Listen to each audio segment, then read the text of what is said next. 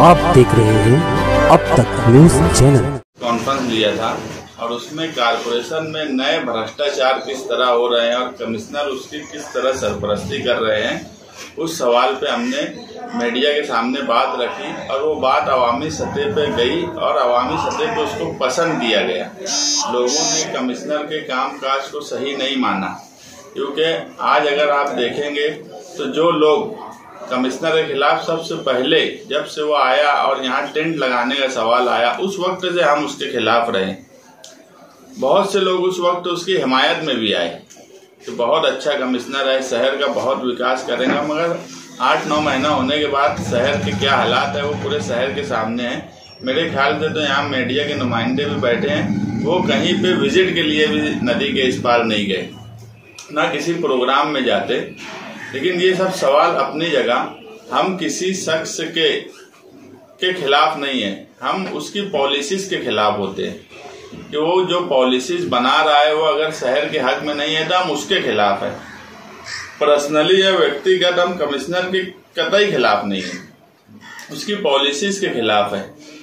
अविश्वास लाने की जो बात इससे पहले भी चली थी, उस वक्त भी सबसे पहले हमने बोला था कि अविश्वास के हक में हम रहेंगे।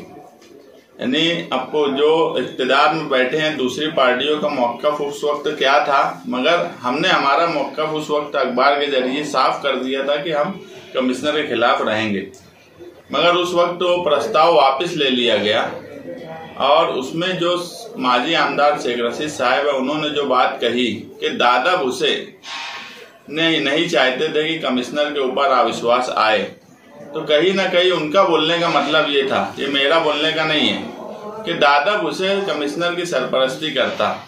अगर कमिश्नर को वो खुद भी मानते कि चोर है, कमिश्नर को दूसरे पार्टियां भी मानती चोर है, तो फिर उनके ही मंत्री जो इख्तिदार में बैठे हैं तो वो उस कमिश्नर की सरपरस्ती कर रहे हैं। शेख रशीद साहब एक तरफ ये बात भी बोल रहे हैं, तो इसमें कितनी सच्चाई है ये तो उनकी पार्टी जो उनके साथ इख्तिदार में है, आज उनके स्टैंडिंग चेयरमैन है, उनका डिप्टी मेयर है, उन्होंने आके साफ करना कि उनके लीडर के बारे में शेख रशीद साहब जो बात बोल रहे हैं वो सच है क्या, कि उन्होंने उस वक्त प्रस्ताव वापस ले लिया।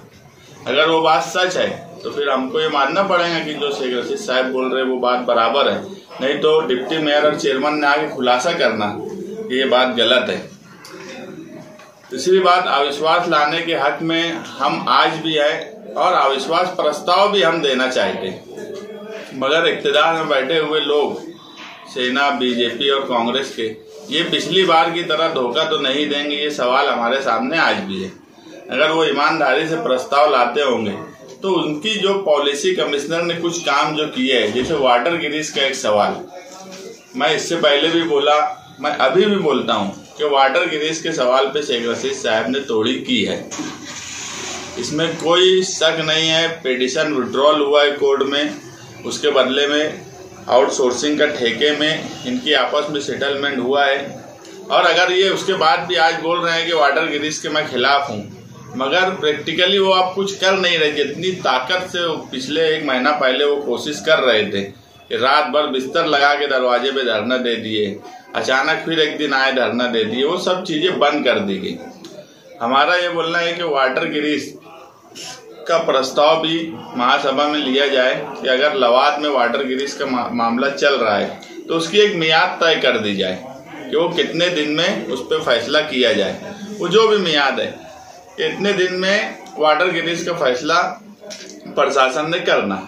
दूसरा सवाल जो बायो माइनिंग का है कि बायो माइनिंग में आज ठेका दे दिया गया, उसके लिए मैं कोर्ट की तैयारी भी हो गई है मेरी, मैं कोर्ट में 2 से 3 रोज में पिटीशन फाइल कर दूंगा। मगर उससे पहले महासभा में ये बायो माइनिंग में एक बहुत बड़ा भ्रष्टाचार है। मेरा ये मानना है कि उस 17 करोड़ में 4 से 6 करोड़ रुपया सिर्फ प्रशासन और इख्तिदार में बैठे हुए लोगों के लिए लिया गया है। इतना बड़ा पैसे की डील आज तक किसी काम में होते हुए मैंने तो नहीं देखा। अब समझ लो वहाँ काम की नवैयत वैसी होंगी क्या। तो उसके अंदर जो फैक्ट है बायो माइनिंग के, वो महासभा में हम प्रस्ताव देते हैं कि उस फैक्ट की इंक्वायरी करने तक, भले वो इंक्वायरी की मुद्दत कम दिन रखी जाए, 15 दिन रखो, 1 महीना रखो, उस इंक्वायरी को आप कंप्लीट करो और जो फैक्ट हम बता रहे हैं उसमें अगर सच्चाई है तो फिर उसका वो ठेका रद्द होना चाहिए और आवाम का 16-17 करोड़ बचना चाहिए। तीसरी बात, जो गिरना डैम पंपिंग स्टेशन है वो तो अब एकदम दूध की तरह क्लियर हो गया है कि उसमें एक बड़ा भ्रष्टाचार हुआ है। इसलिए गिरना डैम पंपिंग स्टेशन का जो सवाल है उस पर हम चाहते हैं कि उसका अभी टेंडर सिर्फ हुआ है। हम महासभा में वो प्रस्ताव देते कि अगर वहाँ काम की ज़रूरत है तो मैकेनिकल इंजीनियर से उसको दिखलवा लिया जाए और उसके बाद वो काम किया जाए, या फिर हमारे यहाँ के जो इंजीनियर थे जहीर साहब, उनकी खिदमत स्पेशल ऑफिसर बोल के एक बार नियुक्त तो कर दो आप, क्योंकि वो एक अच्छा काम इस शहर में पाइपलाइन और इसके ताल्लुक से किए, उनको समझता है, तो उनको नियुक्त कर दिया जाए, ऐसा महासभा में लिया जाए। और जो ये पानी के मसले चलते हैं आए दिन गिरना डैम पंपिंग स्टेशन के, तो 2 साल के लिए स्पेशल नियुक्ति जहीर साहब की महानगर पालिका महासभा में करे और वही इस पंपिंग स्टेशन में काम की जरूरत है और अगर है तो हम नया पंप अगर उससे सस्ता मिल रहा है तो हम वो नया पंप खरीद लें, हमें उस पर भी एतराज नहीं है। ये 3-4 काम के साथ हम कमिश्नर के अविश्वास प्रस्ताव के खिलाफ वोट करने के लिए हम तैयार हैं। देख के उनका मुंह देख के उनके खिलाफ नहीं रहता, आसिफ का मुंह देख के उनके खिलाफ नहीं रहता। पॉलिसीज का झगड़ा है, कमिश्नर को देख के उसके खिलाफ नहीं है हम कि कमिश्नर हमको अच्छा नहीं दिख रहा, कमिश्नर का काम काज सही नहीं है। और अगर ये मुद्दों पे, अगर इन मुद्दों पे कमिश्नर को चोर बोल रहे, कमिश्नर को फिर शेख रशीद साहब चोर क्यों बोल रहे हैं? कोई ना कोई चोरी देखी है ना उन्होंने, इसलिए चोर बोल रहे हैं ना। तो ये सब काम पे रुकावट आना चाहिए साथ में।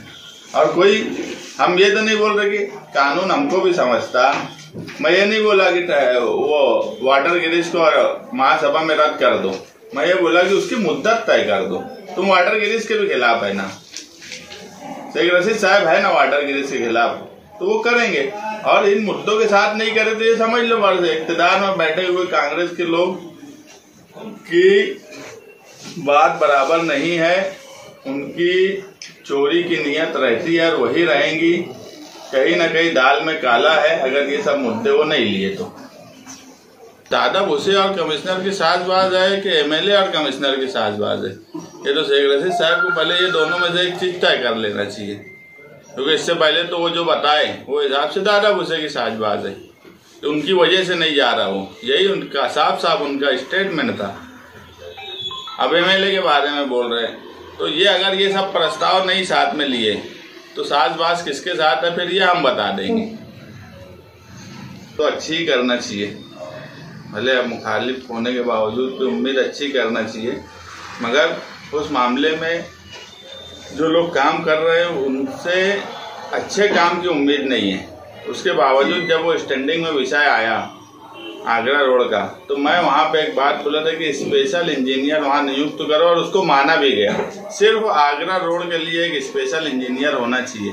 होता यह है कि 8 करोड़ की जाली से लेके वहाँ जितने भ्रष्टाचार हुए, सिटी इंजीनियर से लेके डिप्टी इंजीनियर और नीचे के जितने इंजीनियर सब एक दूसरे पे ठेलते हैं। तो मेरी बात मानी गई कि स्पेशल इंजीनियर आगरा रोड के लिए रहेगा, जिस पर हम कभी भी अगर वहाँ कोई काम खराब हो रहा है तो उसके ताल्लुक से हम पूछ सकते हैं। और हम खुद जनता दल और गठबंधन के लोग एक टीम बनाने वाले हैं जब काम वहाँ शुरू होगा। मालेगांव शहर के कुछ इंजीनियर्स को लेंगे।